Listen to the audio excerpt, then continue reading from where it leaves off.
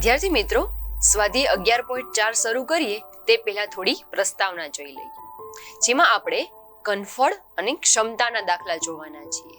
તો કે સૌપ્રથમ ઘનફળની વ્યાખ્યા જોઈએ. ઘનફળ એટલે શું? તો કે કોઈ પણ વસ્તુ દ્વારા ઘેરાયેલી જગ્યાની માત્રાને તે વસ્તુનું ઘનફળ કહેવાય છે. કોઈ પણ વસ્તુ હોય તેની કેટલી જગ્યા રોકેલી છે એ ટોટલ જગ્યાને તેનું ઘનફળ કહેવાય છે. બીજું છે ક્ષમતા. તેની વ્યાખ્યા છે કે કોઈ વાસણમાં ભરી શકાતી વસ્તુની માત્રાને તે વાસણની ક્ષમતા કહેવાય છે. એટલે કે કોઈ પણ વસ્તુ છે જેમાં કેટલી માત્રામાં જે વસ્તુ ભરી શકાય એ માત્રાને તે વસ્તુની ક્ષમતા, એટલે કે બીજા શબ્દમાં તેની કેપેસિટી પણ કહી શકાય. હવે બધા સૂત્ર જોઈએ. સૌપ્રથમ છે ઘનનું ઘનફળ. તેનું સૂત્ર થશે L ઘન. ઘનફળ એટલે કે 3 ઘાત, એટલે કે ક્યુબ પણ કહી શકાય. એટલે તેની લંબાઈનો ઘન તેનું સૂત્ર છે.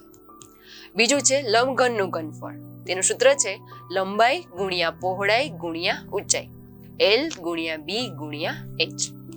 ત્યારબાદ છે નળાકારનું ઘનફળ. જેનું સૂત્ર થશે પાઈ R સ્ક્વેર H. આ બધા સૂત્રનો ઉપયોગ આપણે દાખલામાં કરીશું. ત્યારબાદ થોડા સંબંધો જોઈએ કે 1 સેન્ટીમીટર ઘન બરાબર 1 મિલી થાય.